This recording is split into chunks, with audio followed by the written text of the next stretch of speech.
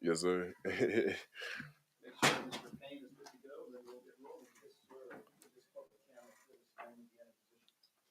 Kendra Miller, running back.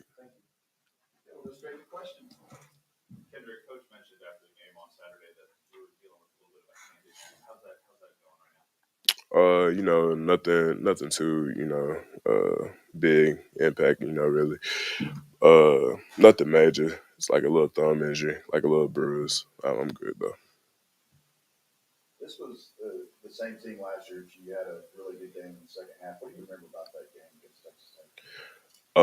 Really finishing because I think Zach had played the first half, and I think he had got hurt, and they was like depending on me to step up. So I had to just step up in a big way and had the performance that I did.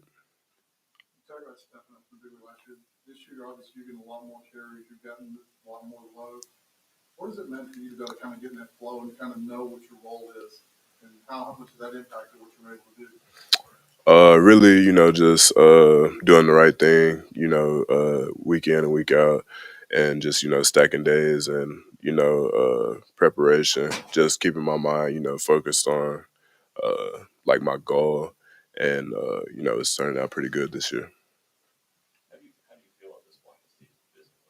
I feel pretty good. Mostly everybody, is gonna have a bumper bruise, but for the most part, I feel pretty good.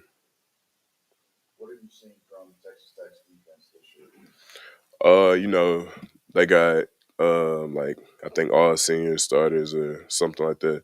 So they know what they're doing. So we can't go out there and take them lightly. So I think we just got to come out and play harder and be more physical because last week against West Virginia, I think we didn't play as physical as we have been. So I think we need to get back on that track this week.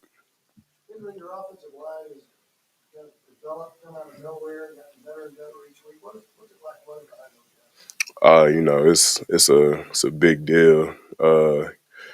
Just the holes that are opening up this year, and it's great. Seeing them still healthy this late in the season because last year we dealt with issues of people being hurt and stuff, and everybody's pretty much healthy uh, this year around. So it's a good feeling knowing that everybody's still healthy.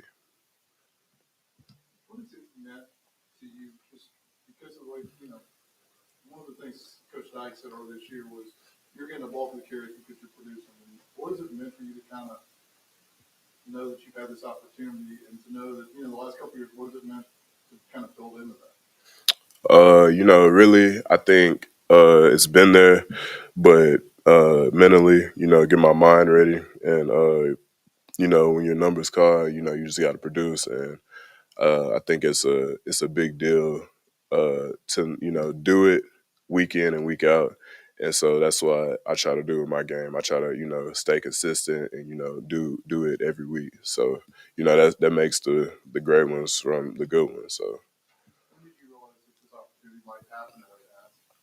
Um, Probably when Zach had hit the portal, I was like, it's my time to step up and showcase my talent. So yeah, yeah, we talk like probably once a week.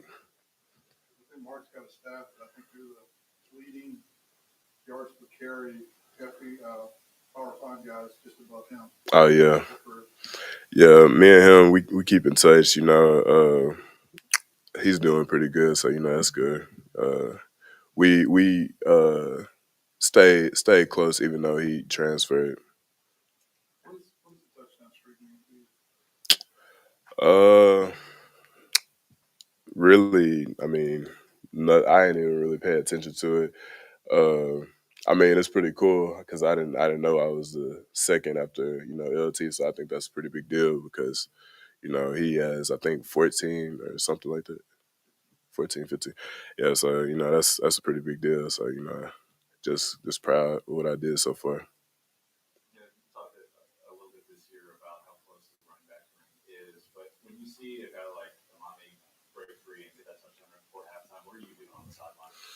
I was just so proud because we talk about it like week in and week out with Coach Jones. He puts like Amani and like the Lord depth people in the depth chart in, and he's just like when it's your opportunity, you gotta give it all you got. And when he scored, we was all just so happy, and I was on the sideline cheering, and we did our little touchdown dance on the sideline, and it was just a good feeling. You see a little resurgence of running backs? I mean, I think there's four guys in the Big 12, including yourself, averaging 100 yards a game. It's been a while since that's happened. Yeah, we got some. I think if I had to, be honest, I feel like the Big 12, we got probably like the most impactful, running backs in this league. Or yeah, I would say, yeah. Anything else for Kendra? Why is it so cold? Yeah, it feels kind of good to me because I just got through with shower and practice. Feel pretty good though. I like the cold too, so Sleeping with. yeah, I need me a nap. Thank you, sir. Appreciate it. Thanks. Thanks. Here we have defensive end Dylan Horton.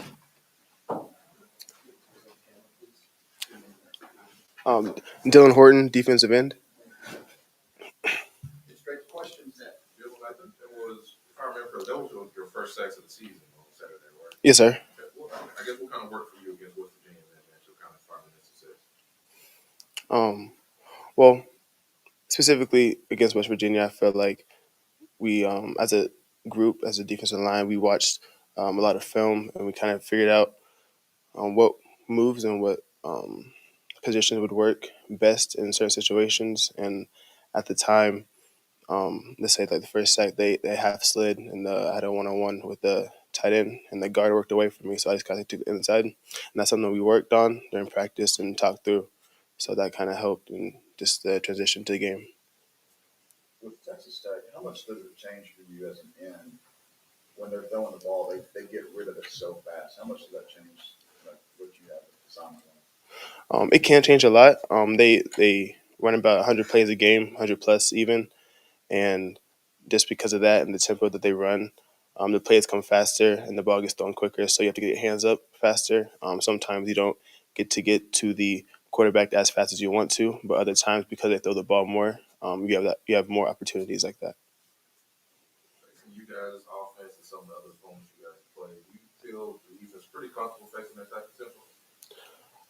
We've had a lot of tempo games throughout the season, um, and we're practicing it during practice, just keeping the pace up, running the ball. So I feel like if everything goes well, it won't be a lot of an issue.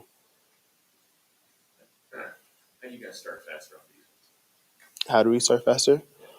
Well, that's actually something we're working on in practice. Again, during this past game against West Virginia, we kind of started slow collectively, and that's something we've got to emphasize. Just more effort, paying attention, just doing our job, and that's something we just got to overemphasize so we do it well during the game. Dylan, obviously you go against these running backs in practice, and you've seen them. I know what you've seen in Kendra and just his development to what he's doing now. Right. Kendre, is a great running back. Throughout practice, he's you know runs hard, keeps his balance, and is a great balance. Just as he's been practicing, you can just kind of see him get better throughout the season, or throughout seasons, and throughout even spring ball and fall and everything. It's great to watch, honestly. So And I have Tim's question about Big 12 running backs. Could you see a little bit more of that just kind of deserving of some big backs that are in this league right now? yes, sir. We have a lot of good backs in this season. I mean, in this conference, I'm on every team almost. So it's good to see in the competition wise. Anything else for Dylan? Okay, thanks. Thank you.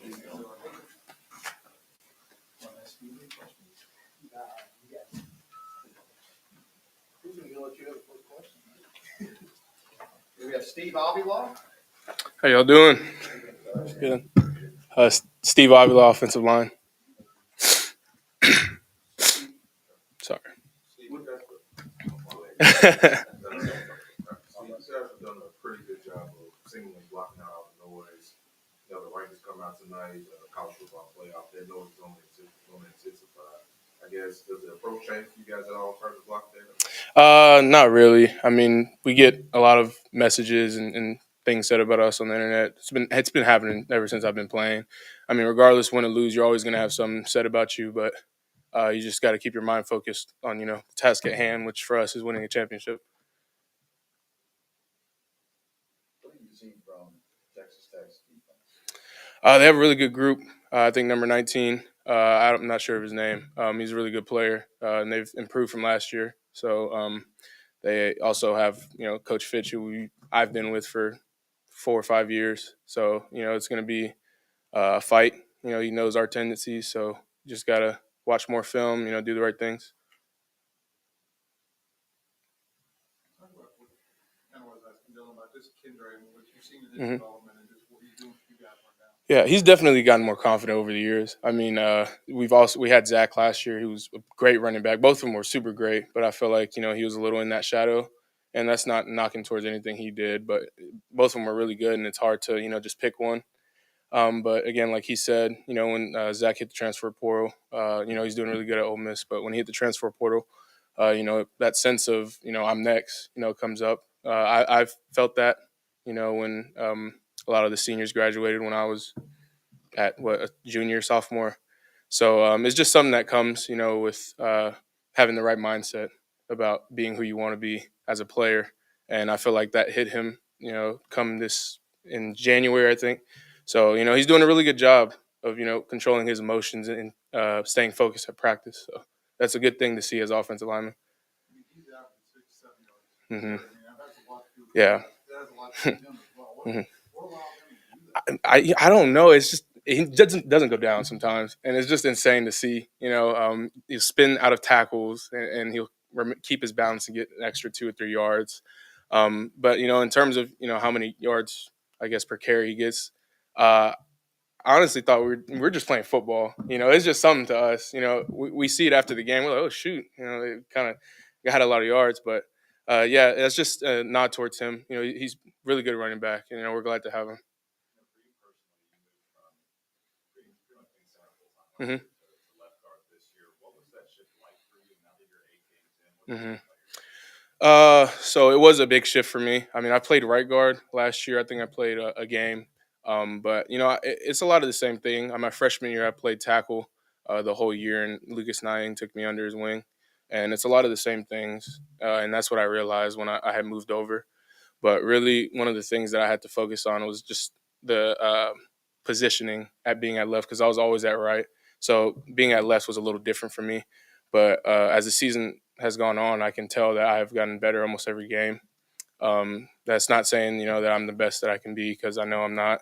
I have a lot of things I have to work on myself. So yeah. Things have been going really great for you guys offensively. You know, the numbers speak for themselves. Was there anything, any area you feel like you want to also kind of focus on improving on during this stretch run? Say it one more time.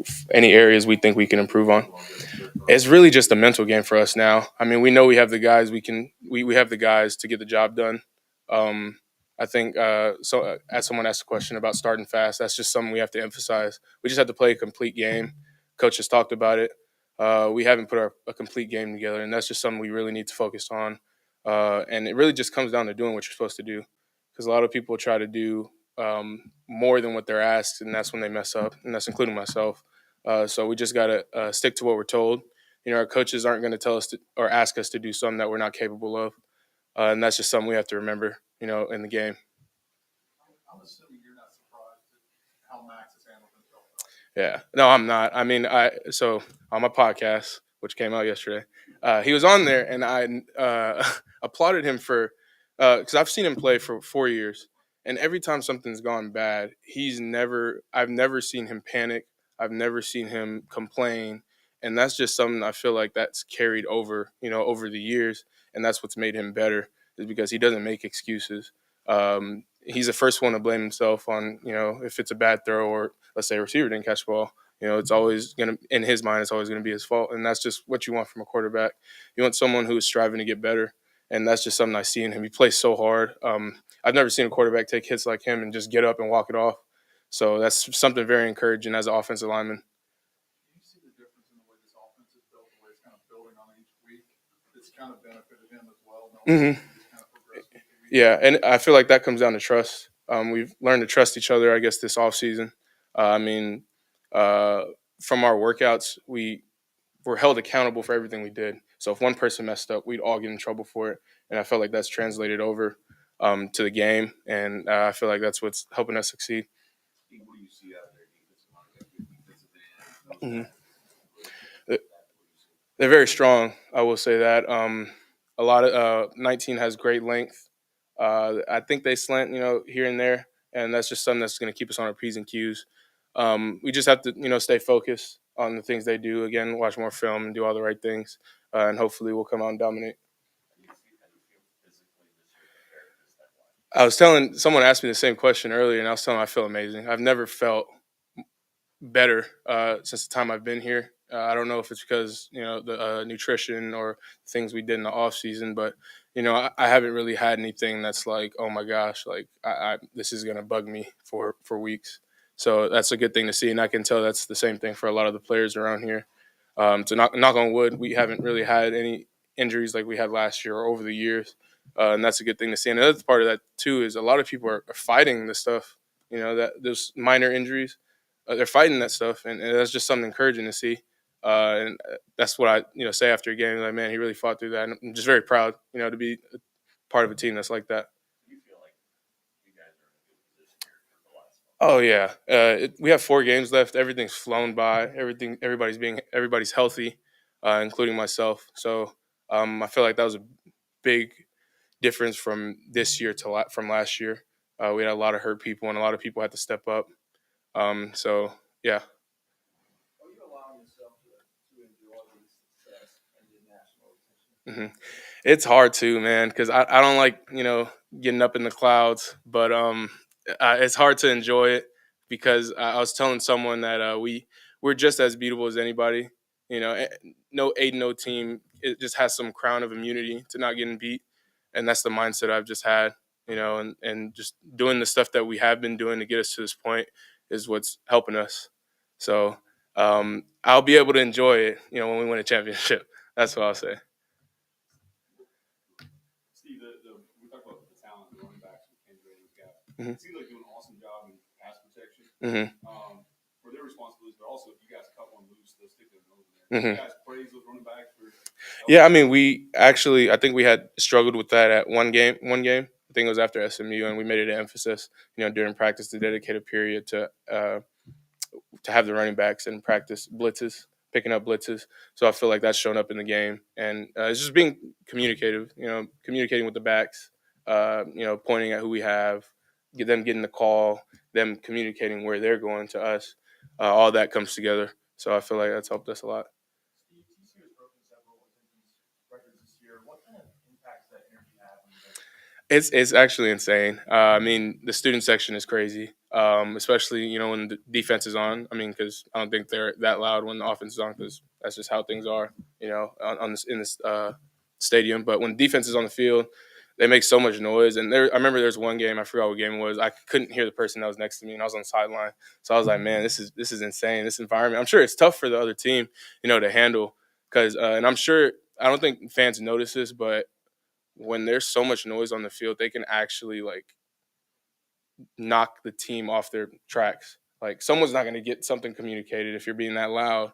So um, I think 2 years ago at Oklahoma, that stadium was so loud. I think we had like 8 false starts. So that's just goes to show that fans can have um, a can actually play in the game, if you would say. What you go as I wore a Teletubby suit. I think his name is Tinky Winky or something like that. But it's the purple Teletubby. That's what I wore. Yeah. Anything else for Steve? I don't know if we can top that. But he did interview Buddy the Elf the other day. Yeah. Max wore Buddy the Elf, and my roommate Brandon Coleman wore a banana suit. So yeah. My turn, Voices of Student Athletes. So, yeah, good. All right, thank y'all. Thank you. Coach Dykes at 11:30, and then Jamie Dixon right after Coach Dykes.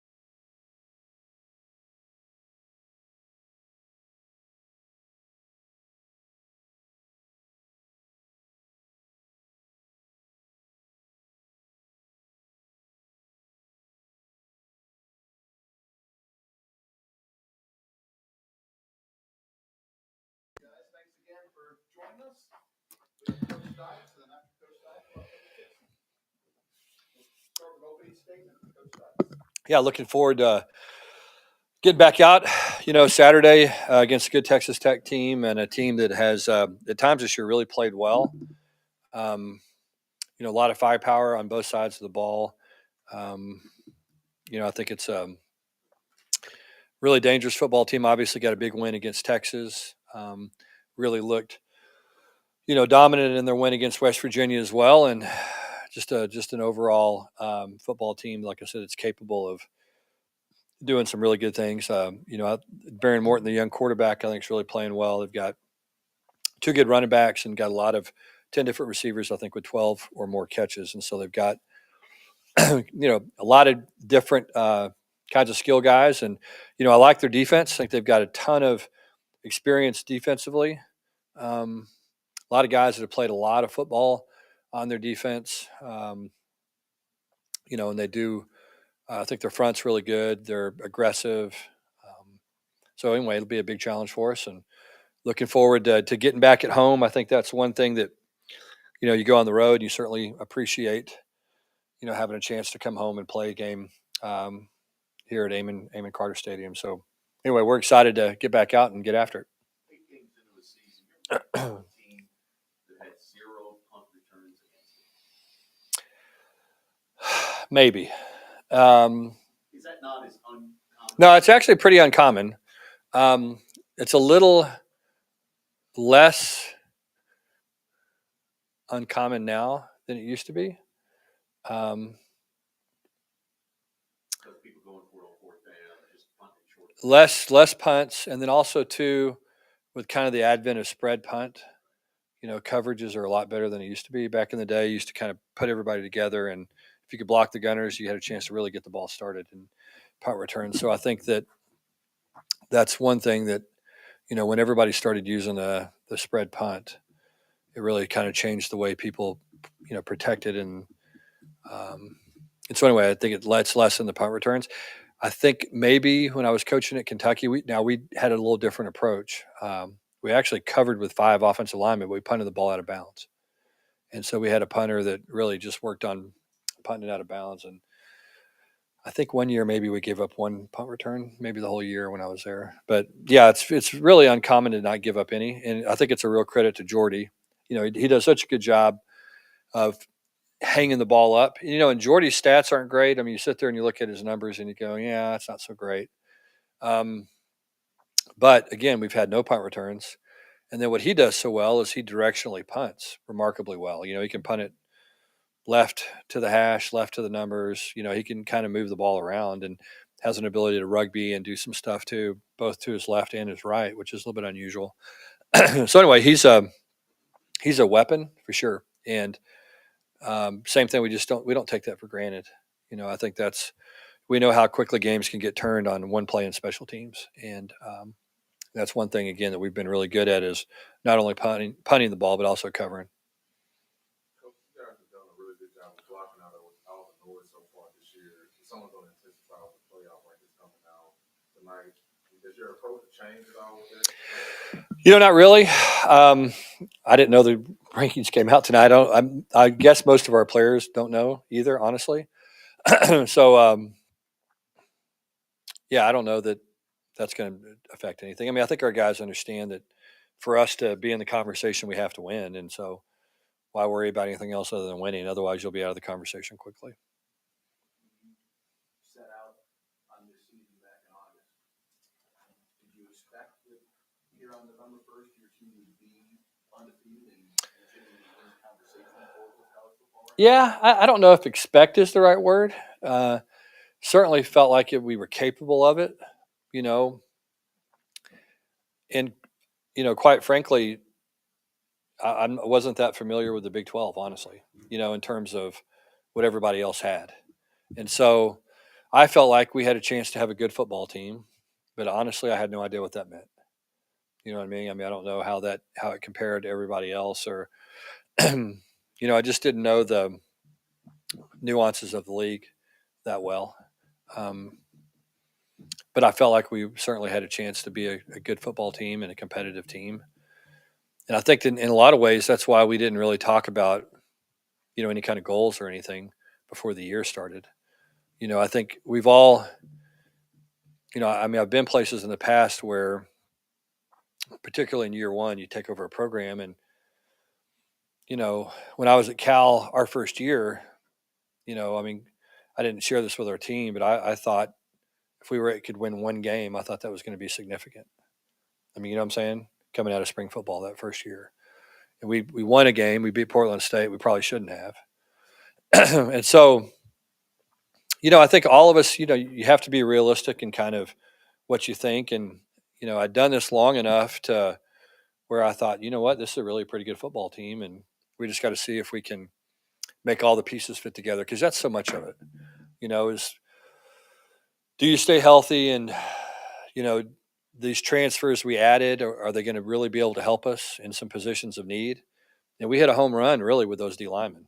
I mean, you sit down, you look at the guys we've added, that's made a huge difference. And then obviously you look at Dom Williams and what he's brought to us as a true freshman. But that's a great compliment with Dylan Horton and all the guys, Terrell Cooper, George Ellis, all those guys that have come back that have a ton of experience. You kind of mix in, Dom with those guys, and then Caleb Fox and what he's meant to us. I mean, he's had a great year. Lawal's really played well. It's been a group that, we had to get some help, and we weren't sure how it was going to fit together, and it's fit well. And then certainly when, we were bodies short at linebacker. And so,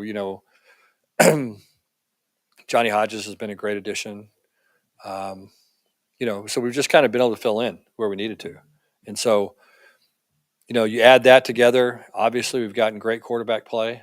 I think, getting Max to play the way that he has certainly made a difference in our program. But, again, you got to start with enough good players. And fortunately, we felt like we had enough guys that were good players. I mean, we felt like coming out of spring ball that we could be pretty good up front, but it's a matter of going out and doing it. And up to this point, guys have done it pretty consistently.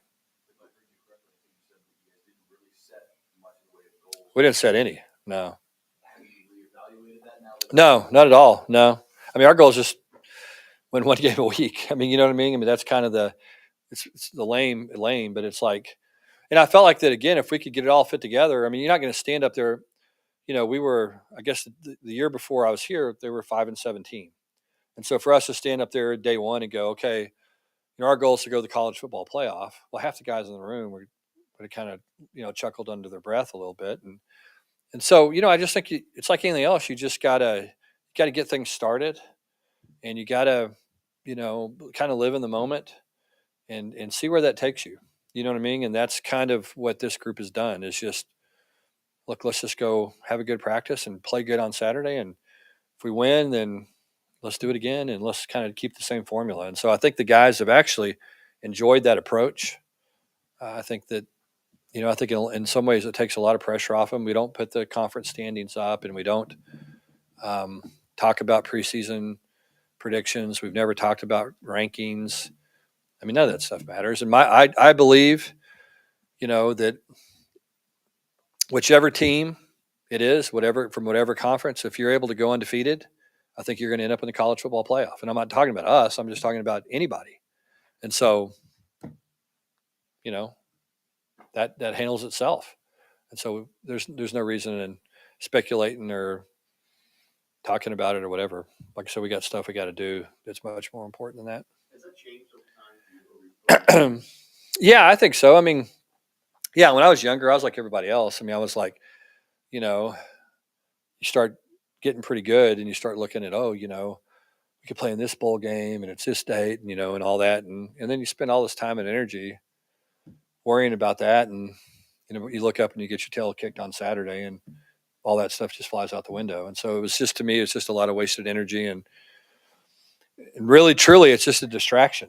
You know what I mean? Why would you let that stuff kind of get in the way when, like I said, we all have a job to do, and all of us need more time in the day to do our job. And so why would you focus on anything besides just doing your day-to-day job? Texas Tech has this offensive persona over the years, over the last several days. Yep. Where does this year's group fit into that? I mean, I don't know. I mean, I think that they're 2/3 through the season. I think that there's still a lot of that to be determined. I think, um,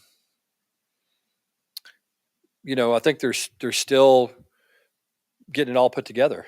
You know what I mean? And I think they're kind of just like we are. We're 2/3 of the way through, and we're still kind of figuring stuff out. And what works and what doesn't, and how do these plays complement these players, and all that stuff. And so I think we're all, particularly in the first year, you're all trying to figure stuff out, and we're going through the same things they are. But if you put on the tape and you look at this year's Texas Tech offense schematically, you compare it to 12 years ago. Yeah, it's a little different. I mean, it's a lot like, you know, Kitley's a Cliff Kingsbury guy, and so it's similar to what Cliff was doing, just from a scheme standpoint, um, which is kind of air raid based, but you know um, more new wrinkles. I think week to week maybe than the traditional air raid has a very small menu of plays, and this menu is bigger. But similar. I mean, it's similar. It's all really sound. It's all really well thought out, and um, and as I said earlier, I mean, I think when you put the tape on, you look at the quarterback. I mean, he makes some throws that not many guys can make, and he's a freshman. He's a young guy, and so I think offensively they got a real bright future, and our job is to contain them on Saturday. But for you, with the deep ties you have to Texas Tech, does this game have Not at all. I mean, zero. No. I mean, probably should. I'm probably devoid of whatever those feelings are, just having been around and been in this profession long enough where you just kind of learn to, you know, kind of a nameless, faceless opponent. And that's certainly not trying to take a thing away from Texas Tech. It's just kind of the approach you have to take. But I mean, it probably should mean more, but it means absolutely nothing more, honestly. Yeah, I mean, we're going to need to. I think in this week in particular, because these guys are, I mean, these guys kind of score points in bunches, and so we're going to need to start faster than we have. And I think we can. I think we will. Um, I think that to me, we were really fortunate to win last week because I felt like we had some symptoms of an illness that kind of started to show up in practice during the week, and we just, I did a poor job of making sure that we did things to our standard. I think during the week, and so I think it bled over to Saturday. I think we've addressed those things with our players. I think we've kind of refocused, and normally when you do that, you lose a game, and we were fortunate enough to be able to win a game, and have a chance to kind of tighten things back up a little bit. But we've got to play. We got to get more stops early in the game, and I'm confident that we will. In preparation for this, do you kind of prepare for two quarterbacks? Yeah, I think you've got to really honestly probably prepare for three.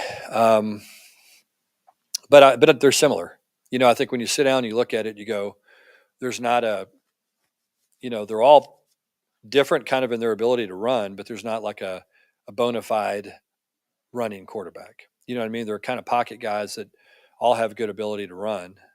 And they're different. Like I said, some of them are a little bit more elusive than others. Others are a little bit bigger and more powerful, but it's not a whole different quarterback run game, depending on the quarterback. And so it's not going to be kind of what we went from Kansas State where, probably 40% of their offense is geared around quarterback run game. And all of a sudden now they got a guy in the game throwing the ball every play. That was a big difference. I think the difference between these guys will be a little more subtle in terms of the play calling and the scheme. you mentioned a couple times now that you can finish? Yeah. But then this Yep. month, Yep. how well equipped do you think this team is? Everybody's banged up. Yeah. Yeah. I mean, I think we're healthy. I mean, I think that's the good thing is look, there's not a college football player anywhere that's healthy. You know what I'm saying? But we have guys that can go out and play through it and figure out how to practice during the week and get done what they need to get done. And so, that means that we're in pretty good shape from a health standpoint. I think that when you sit down and you go, okay, look, we're going to figure out what we did wrong or what we've done wrong in the past, maybe with our approach and why we've lost some games in November or whatever the case may be. And some of it's always just scheduling.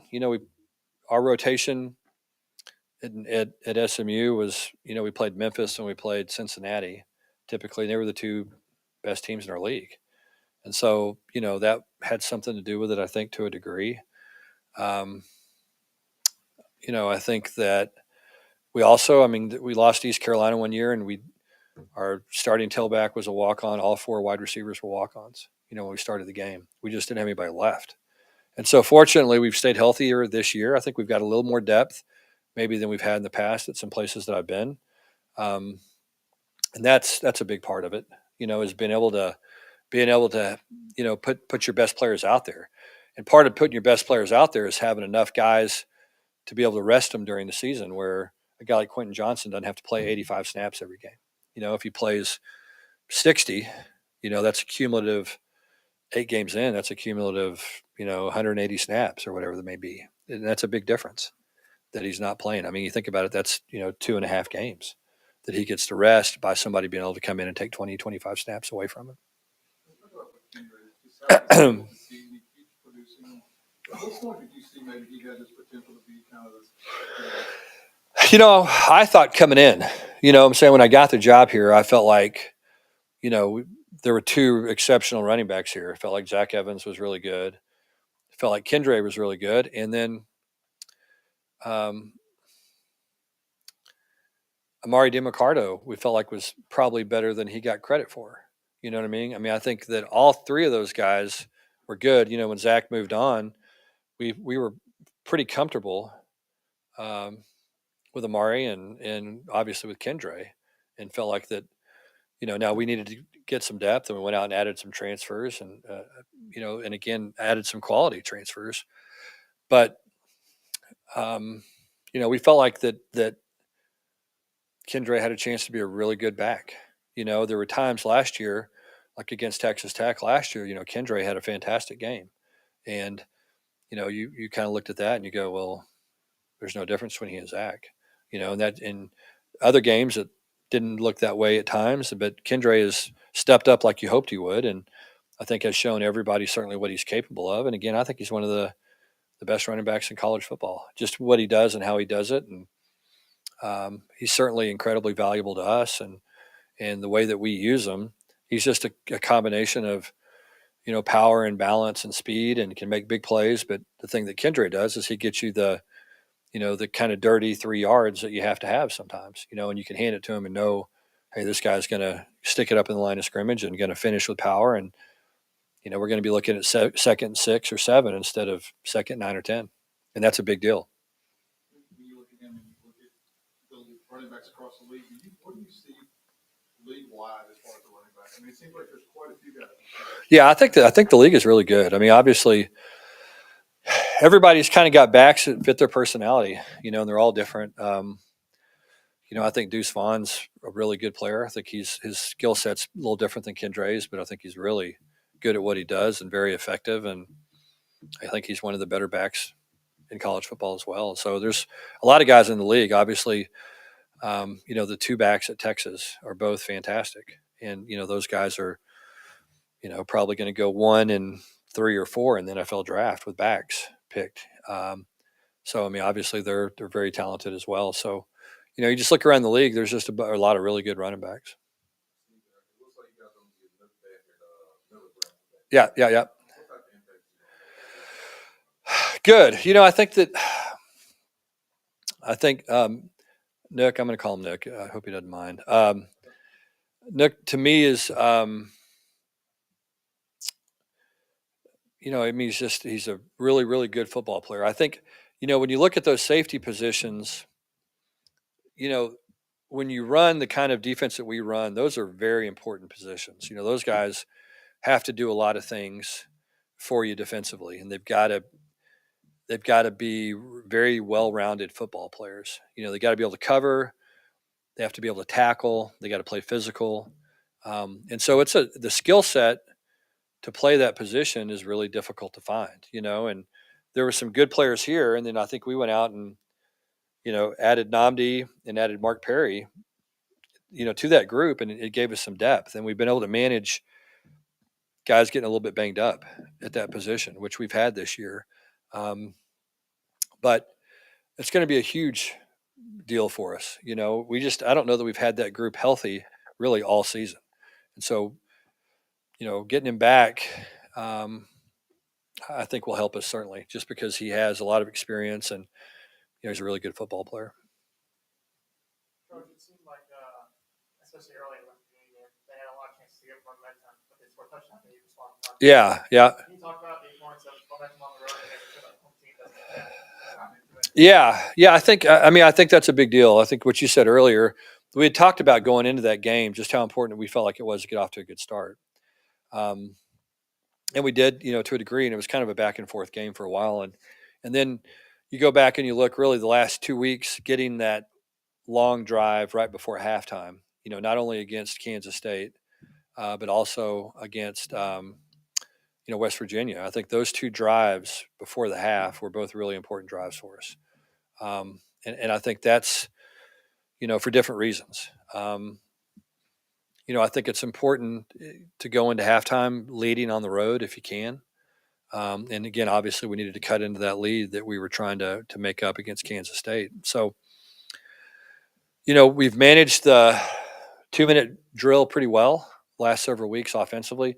We invested an awful lot of time in that, during fall camp and early in the year to prepare us for just those kind of moments where we've got to go make a play, and whether it's the end of the game or hopefully in the first half, which has been the last couple of weeks, that our guys are prepared to do it and they're well trained and they're comfortable and they're confident, and I think it's paid off for us.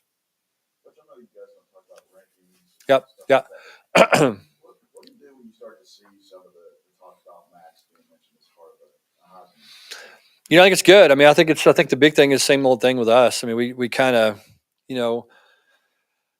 I think we've got to try to balance it the best we can. Not try to build a bunch of pressure for Max, but at the same time, acknowledge it and try to use it to his advantage and our advantage as a program and athletic department. So, that's kind of walking a fine line, between doing that. But I think the great thing about Max is,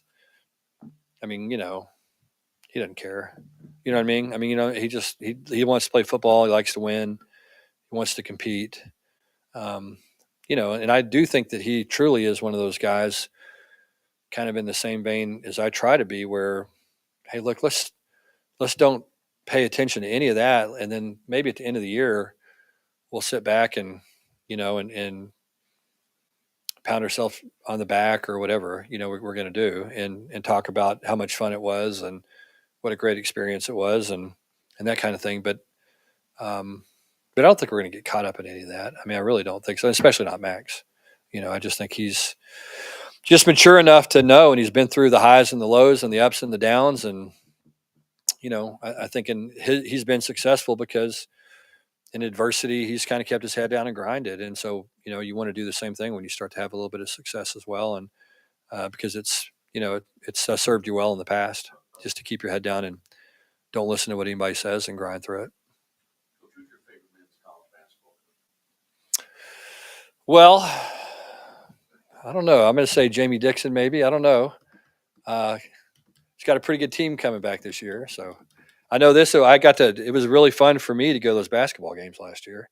It was a blast. And we stormed the court after, 3 games in a row, I think. So I guess we're going to, how many home games we got this year? 20? I guess 20 court stormings this year. So, but yeah, he's done a great job with the basketball program. And I remember I didn't know Jamie. I remember when they hired him here, I was just kind of like, wow, it's a big hire. He had some good teams at Pittsburgh. So anyway. Speaking of Coach Dixon, we'll have him now. Okay, thanks. Appreciate it. Appreciate you. All right, thank you guys.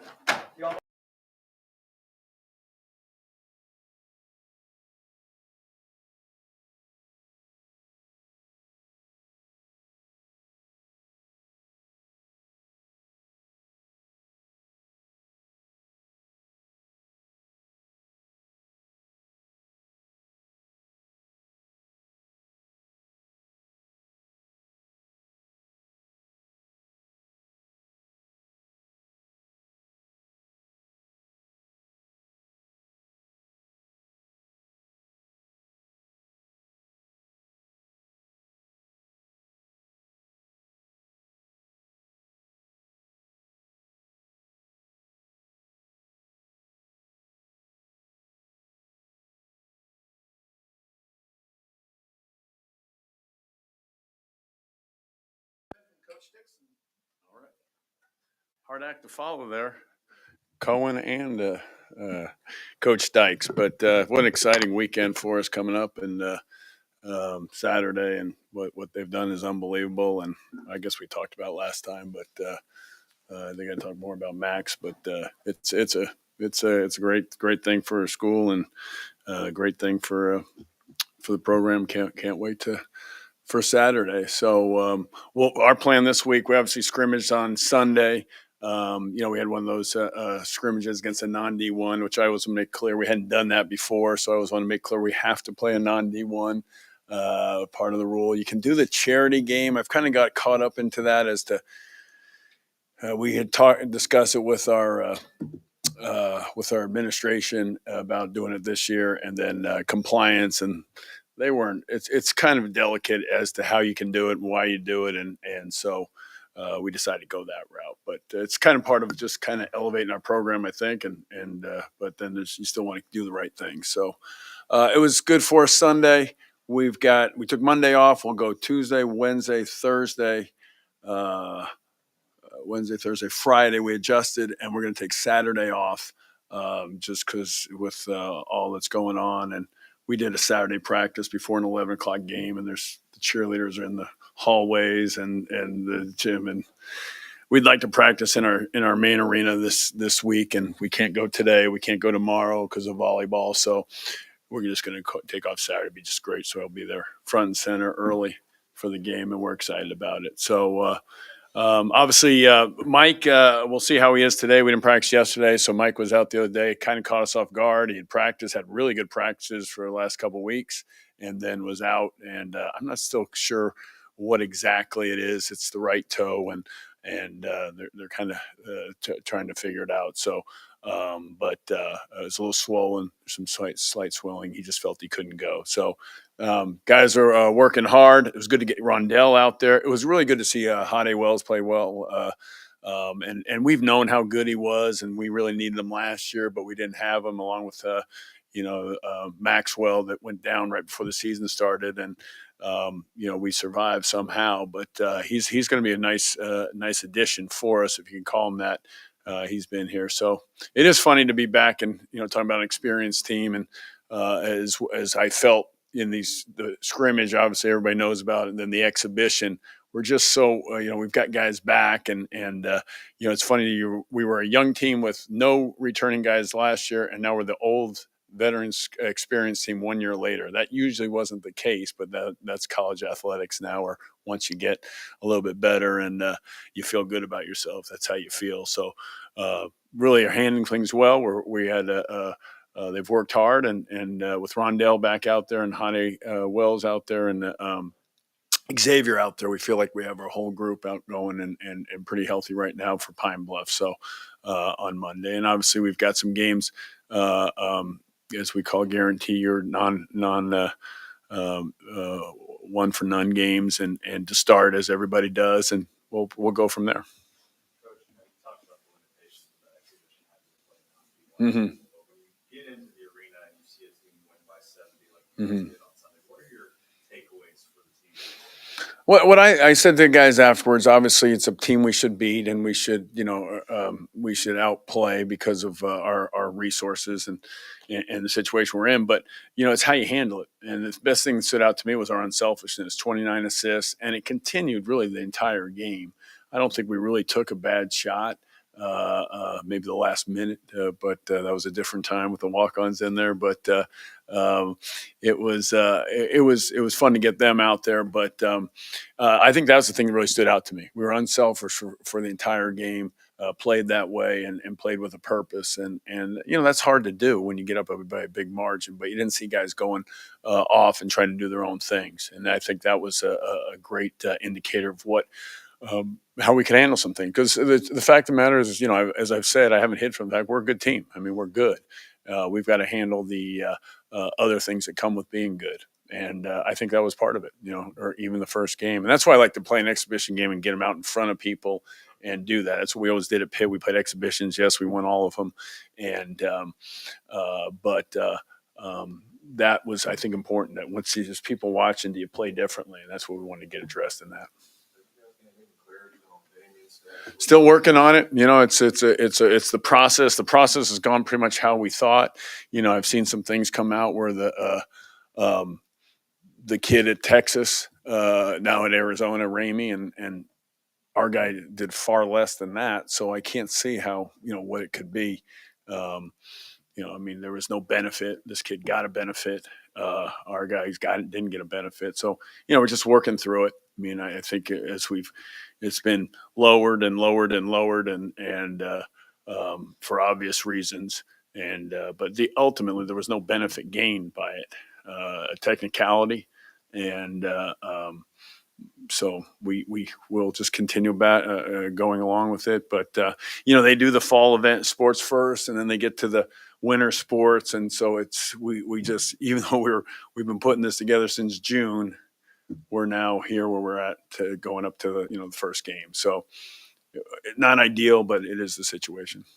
You know how the crowds grew and grew and grew last year. Yeah. Have you seen a higher base for your momentum going into the season? Yeah, I mean, we were coming off of COVID, so I think people are still figuring out. I think our season was kind of like the first time where people were back into it, and as the year went on, we just started getting back to. I mean, we were sold out, and then kind of obviously COVID shut that momentum down, and then we kind of had to start over again last year. But yeah, there's no question. I mean, I think I want to commend. We were talking about the other day, and I didn't quite get all the details, but certainly this keep it purple, what the athletic department done. I just found this out that we had about 800 between 800 and 900 tickets that were in brokers' hands. I guess have now kind of been now in TCU hands. TCU. So we've added those as far as TCU's in a 7,000 seat arena. So that's significant. And then we'll keep some, probably not to hold on to some tickets. I think we don't want to completely sell it out. We want to hold out a few because for what the reasons they've said, we're limited in students. We've obviously ran into problems last year. We couldn't get all the students in the games. That was brought to my attention. So that is the priority. I mean, we're unique in that our situation is the priority is the students and getting them in the game. So that was something that we're working on as well. So they want to keep some tickets available for that as well. So yeah, we're figuring out some things, some challenges. I mean, it's funny. You come to a place, I knew about a lot of the challenges at TCU. I didn't know about the ticker broke challenge, having the good seats in the arena. And that was something that I've just become kind of more familiar with. And so they've done a great job. I guess Eric Henneman, one of our managers, worked on it with the ticket office, former managers, I should say. So it was a big keep purple. That was out there, right? Didn't we talk about that? Isn't that for football? They did it for basketball too as well. So I think they did a great job. It was a great program Jeremiah instilled. And I know Eric, one of our managers, former managers, is working in the ticket office, was heavily involved in that. So I think it's going to be good. I think it's if that's what you're talking about. I think there's a change, and as you try to find new challenges to address. This year being so different from a season ago as far as returning players Yeah. and all that kind of stuff. Does that shift your expectations, especially in the first half of the season now that this kind of culture is Well, it's funny because last year I felt really good about our team, and then we go into the first week and literally like 4 guards went down, and so yeah, I felt good, and then so there was expectations, and then there was new expectations. 4 weeks, let's just get a guard or two out on the floor. So that's what we went with, and it cost us, and that's what I told our guys. Like, we didn't win the games early on by the number we needed to win by because kind of we weren't the same team, and then we obviously had the loss in the tournament in the early on when we were. I mean, literally went into I think that game with. I did not know if we're going to have. We could have had 0 guards in that game where we were literally doing shoot around. I didn't had any idea which of the 5 were going to play. So.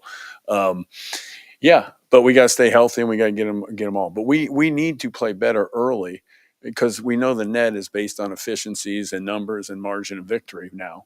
And then obviously you can't lose any if you want to be as good as we say we want to be in the non-conference because you know how tough our league's going to be. So there's I've always had as some might say at Pitt, they said I had unrealistic expectations when I got there. I have probably some would say that here when I came here. We expect to be as good and win right away, and we've got to be good, and we got to be good early because it cost us some last year in the net.